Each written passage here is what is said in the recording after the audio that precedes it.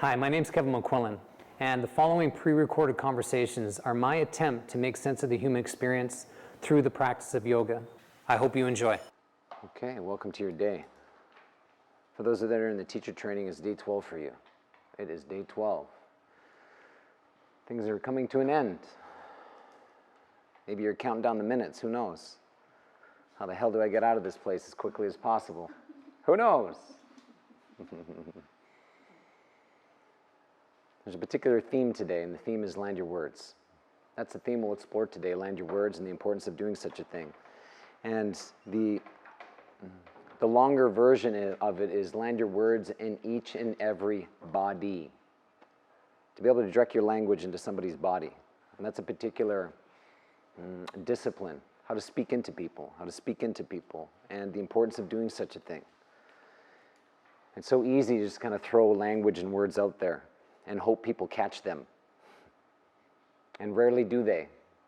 And we know that. We've been exploring the challenges of listening during our time together. The challenges of listening. You just throw your words out there aimlessly, the chances of somebody receiving them is very low. Very, very low. And so, today is the ability to land your words. And a good starting point is you, and how you speak to yourself, and how you land your words within. And if you get some skill there, then you'll have some skill out in relationship, and that's a good thing. I'm going to take a moment to attempt to explain my central mission. That's the attempt. We'll see how this goes. And you could say a central problem that I'm attempting to solve. And that has something to do with our proclivity to self-destruct, which is a problem that we have, each and every one of us. And we've been exploring this for the last 12 days, is this tendency to self-destruct. And what's nestled in my approach and my methodology is certainly self-preservation. This is how all this began, me teaching. That's how to save myself. And I do not say that lightly. I can assure you of that. I do not say that lightly. And so every time I teach is an attempt to solve this problem, not only for myself, but to introduce issues to people and to potentially offer some solutions and to define what the pathology of self-destruction as a human being. And it's very specific.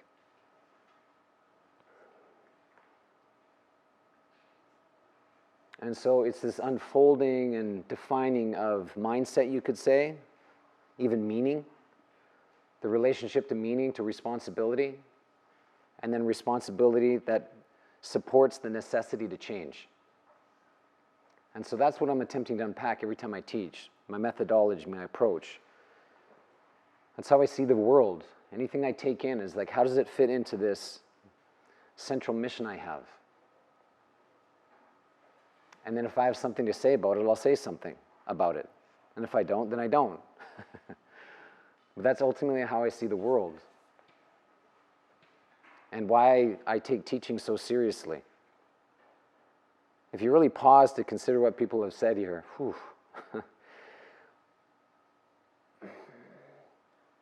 it's not lost on me. What you've said here, what you've tangled with, the problems you have unwound here over the last 12 days. These are not light issues that you've called forth and have been attempting to solve and unpack. I don't lose that. That's not lost on me, the gravity of the human experience.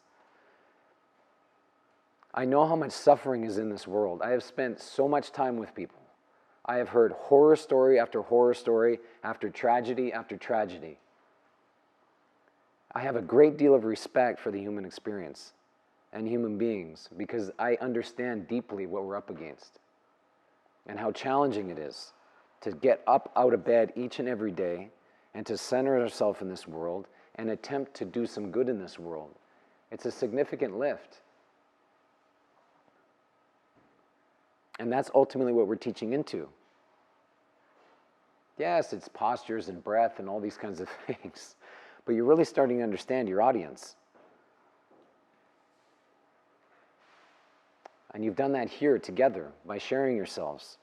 so brilliantly, you're really starting to understand the human experience and what we typically don't share, and how we suffer in silence. That's the tendency. And how to cut through that, and to cut through it.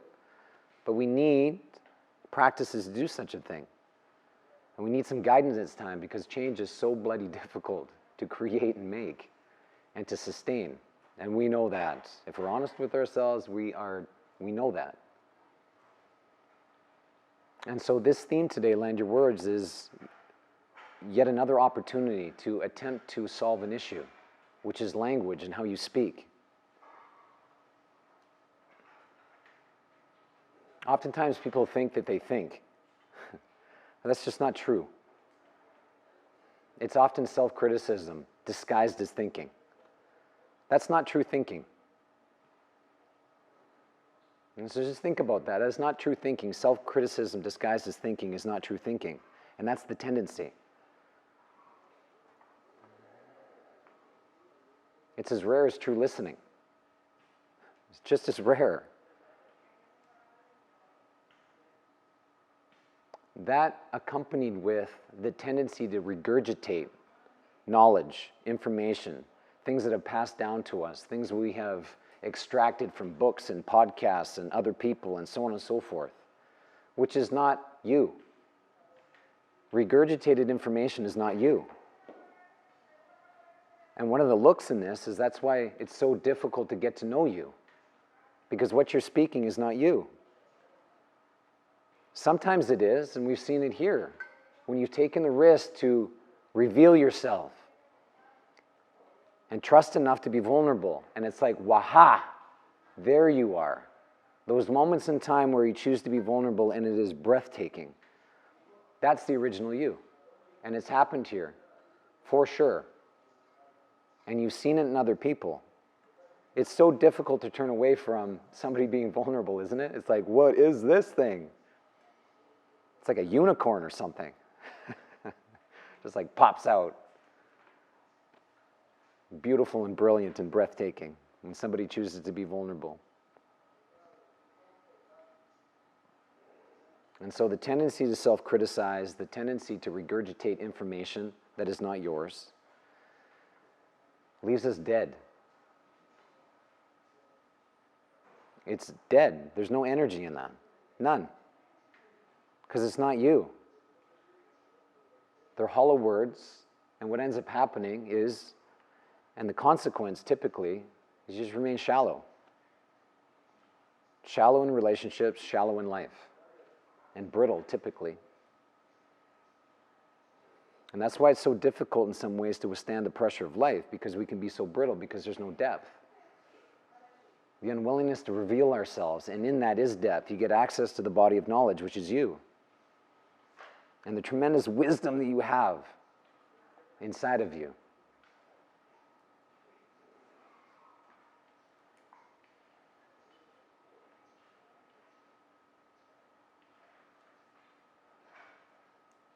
And so these illusions, these tricks that we play, the cloaks, the costumes, the masks, all these things we've been speaking about are detrimental. And it's the pathway to self-destruction. Because there's an absence of something in this equation, and it's support. If you don't let anybody in, if you don't let anybody get to know you, how are they going to support you? It's not possible. And it's perfect, isn't it? And what lives in that is all the excuses. Nobody likes me, and nobody loves me, and I'm not supported, and I'm being taken advantage of, and all of these excuses that are attached to that. But if you unpack that, what you'll notice is, whoa, I have an interesting practice that leads me into isolation where I'm not taking care of myself, and nobody knows how to take care of me either. This is weird, but fascinating nonetheless. And one way through this is to break through the silence, the things you don't want to say, and to confront the problems that you have in your life, and that's what we've been encouraging you to do here. And sometimes you've chosen that, and sometimes you haven't. And the idea is that you continuously commit to solving some of these problems that you have because you have many. And like, wow, no, I don't. It's like, yeah, you do. If you have a heartbeat, you got a lot of problems. And so today is about land your words and the importance of landing your words. You, the original you. Not some regurgitated, I don't know, information you've collected along the way. It's like, how are you revealing yourself over and over again? And will you do that today? And you'll have opportunities to teach people how to treat you, teach people who you are. That's kind of brilliant.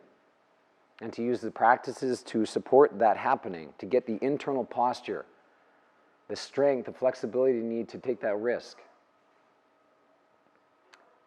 And once you start to notice you landing your words differently, your life will change because people will take you much more seriously and the way in which you want to be received. And that is your responsibility, that is nobody else's.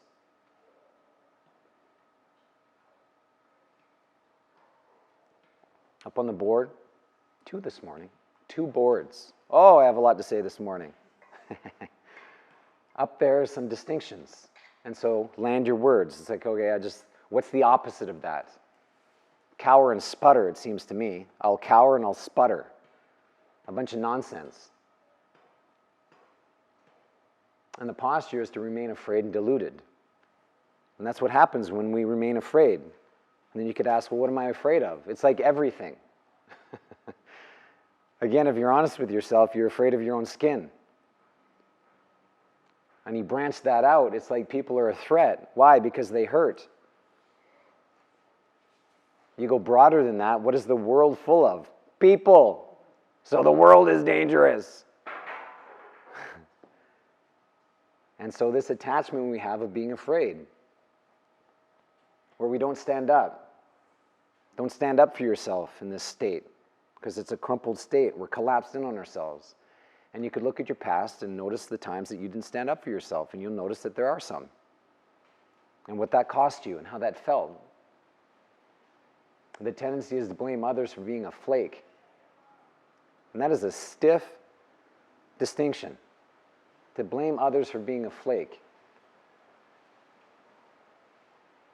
I'm this way because it's your fault. I'm behaving this way, I'm thinking this way, I am who I am because of you. And so if you change, then I'll change. If you become less of an asshole, then I'll be different. If you're less threatening, then I can feel safe. All these tricks that we can play and abandon responsibility and dump it on other people. We wind up with no self-respect and no power. And if you think that's not waiting for you, you are abundantly naive. That is waiting for all of us. If we don't speak up, that is waiting. That is the destination. What ends up happening is we resign and collapse under the pressure. Life is too difficult. And so we just give up. That's the resignation.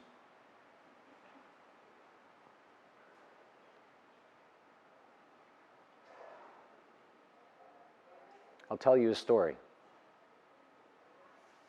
We'll see how this goes. Years ago, well, I've shared this with you. I've been in and out of prison a number of times in my life when I was younger. One of the times I wound up in prison was for something that I did not do. It's like, oh, have you heard that before? It's like, yes. But something went down with friends of mine. And there was charges laid. And those charges were laid against me. And I didn't participate in this particular thing. I was present, not that close, but there. And I was the only one that was charged with this particular occurrence. And through the whole experience, I decided to take it on. And in some ways not stand up for myself. Like, hey, this is not right. This is not right. You know I didn't do this. It's like, friends, where are you? Why aren't you standing up and coming to my defense and saying, hey, it's not him, it was actually us. That didn't occur. And I allowed that to occur. I kind of sloughed it off. It's like, I didn't do it, so there's no way, no possible way this is going to stick. And there was a part of me that felt like I have less going on in my life anyways than you and you and you. And I convinced myself of that. You have less worth than them. And so it's like, okay, I'll take this on, and I did. And the consequence is I wound up in prison.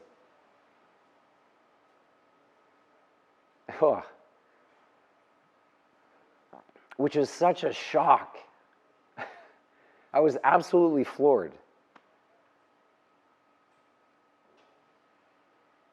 Bewildered, to say the least. And it was a decent stretch of time.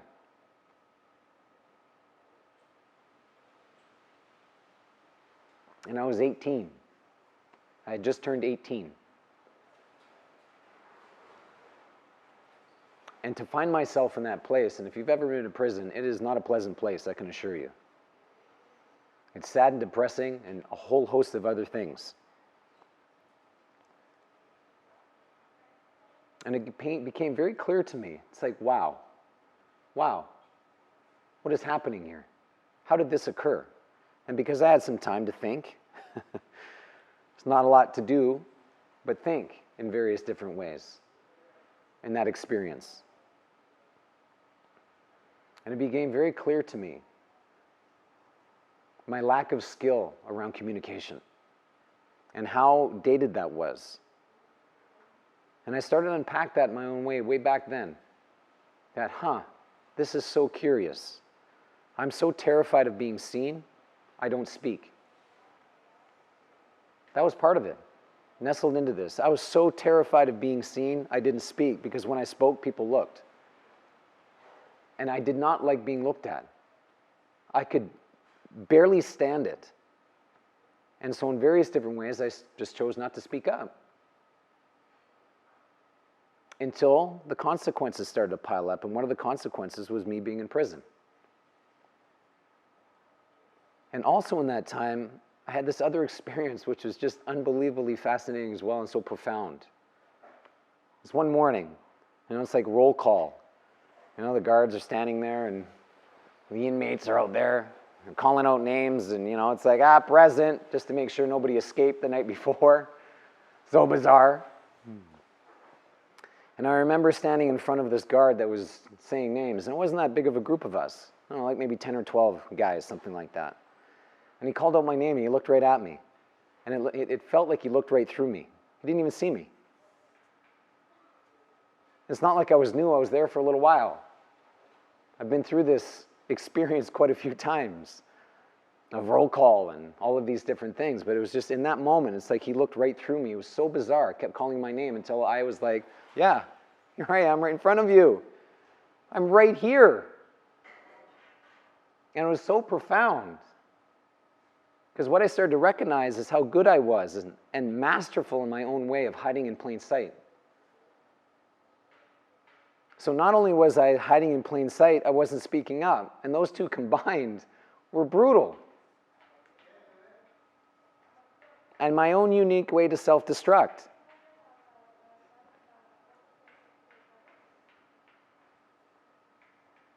And so I noticed myself up on that board in a whole host of different ways. Oof. And that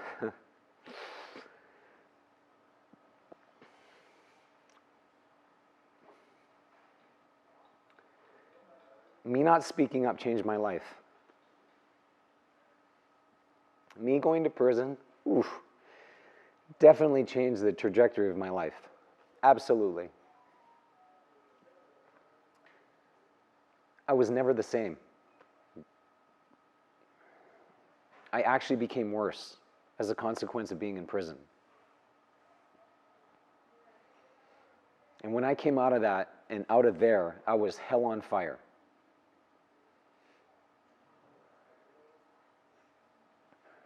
I had so much rage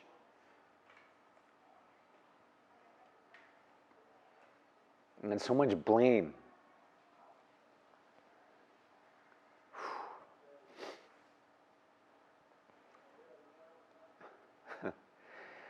I lived like that for years.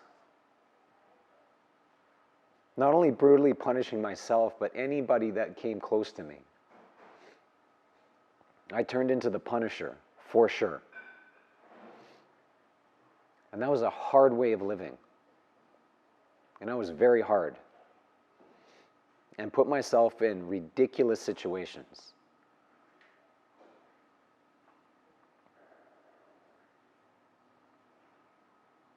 Until more of complexity just started to pile up and pile up and pile up.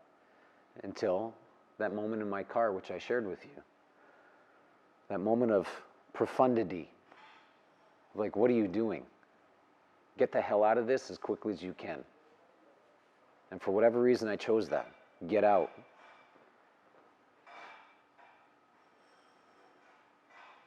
Which has led me here. This weird path I'm on. Never in a million years would I thought I'd be teaching yoga, talking in front of people. It's like so strange. It's like, plah.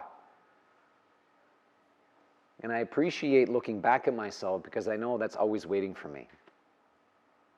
And I'm not that far away from it. And how important it is for me to stay present, to be in practice, to develop and to generate the responsibility I need to keep myself together and to surround myself with good people. They're willing to tell me things and smarten me up and these kinds of things. For sure. And so in various different ways, it's led me to the importance of landing my words. Here for sure and out. Which is the other word, the other board. Stop saying things that leave you weak. Stop saying things that leave you weak. And that is such an interesting distinction. Because if I flash back, wow, did I ever say a lot of things to myself that left me weak. One of which is, you're not safe. You have no value. People are dangerous. Touch is painful. Telling the truth, not a good idea. All of these different things I used to say to myself that left me weak and distanced and ultimately hollow.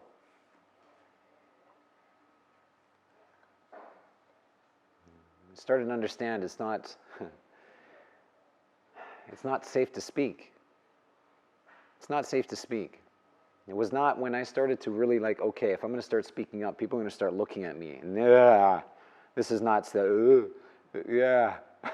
It's like these experiences, skin crawling, nauseated, all these different things. Like, And it was not safe to speak, but I kept taking those risks, placing myself in places I didn't want to be. Work through the embarrassment and the humiliation of people seeing me, looking at me. Are they going to accept me? God, please just accept me.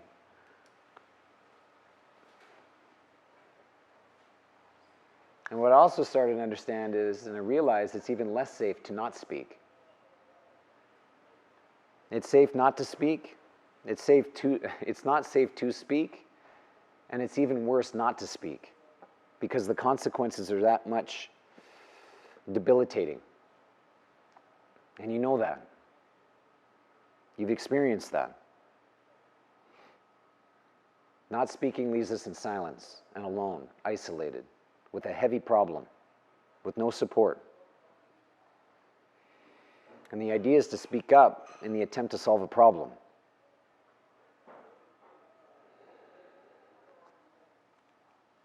You take the risk, align your motives, state what you believe to be true, and do so carefully, which has nothing to do with you being right. But you got something to say.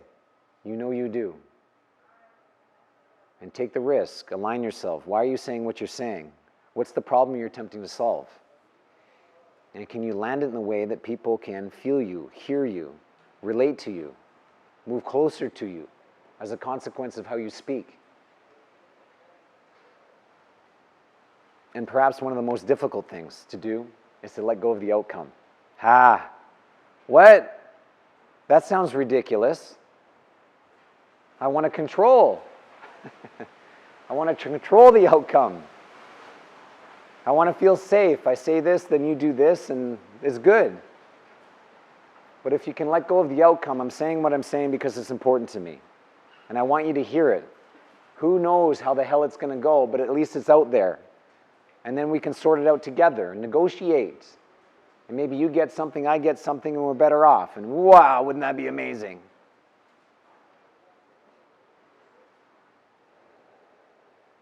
And thus, the last distinction, let go of the outcome, will challenge you in terms of your relationship to control, which is a good thing to unpack.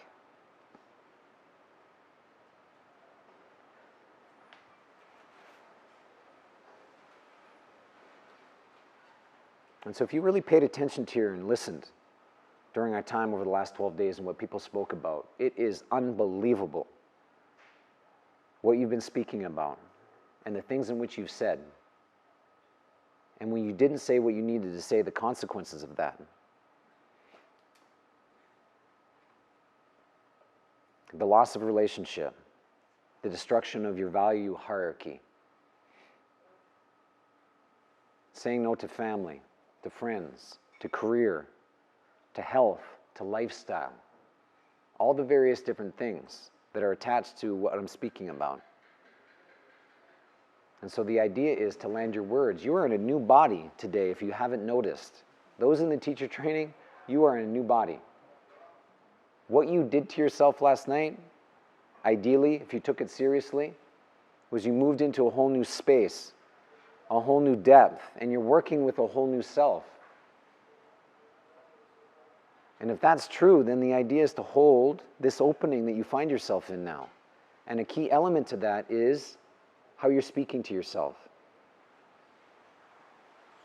Abandon the self-criticism, the regurgitated information you've collected along the way that's not you, and to speak to your experience as it is. And so people actually get to know you for who you are.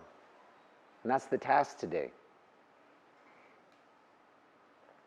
And so I have a question for you.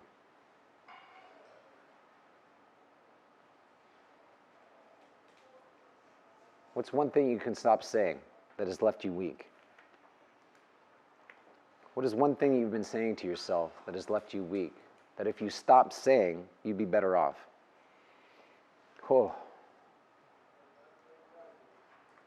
A moment of honesty and vulnerability. Who's got something to say about that? It's one thing you know you need to stop saying to yourself. Oh, don't leave me hanging up here, people. What do you got, Ashley? I can't. Thank you so much. Thank you. I do not deserve good things. Yes. Thank you for that. Yes. I'm scared. Very good. Yes? It's not worth it. Yes. I'm not ready. Yep. Pathway to procrastination, yeah? Who else? What could you stop saying to yourself?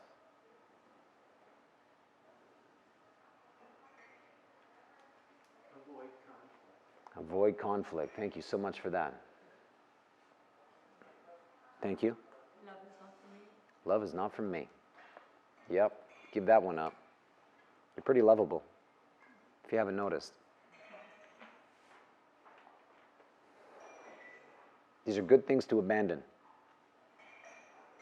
It will require some discipline and presence to do such a thing. Even if you did it 5% less, who would you be then?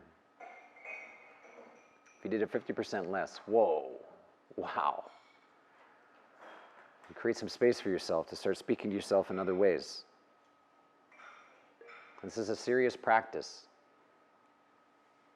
And if you want people to take you seriously in your life, and the idea is, yes, you want that, you want people to take you seriously, this is one of the ways to get that, land your words. And so start with yourself today. You up for this practice? Very good. You're different. Treat yourself that way. This practice will support that. It'll be a somatic practice. Just so much about generating the awareness to speak to your body in a particular way, all through breath. Just be tender. Ooh, you sweet, tender being. Just generate that narrative needed. The self-care narrative, conversation. It supports you, it satiates you. Give yourself that today. No depriving. No more depriving. Give that up. All right, you beautiful, wonderful beings. It's a great honor to be with you. See you on your mat.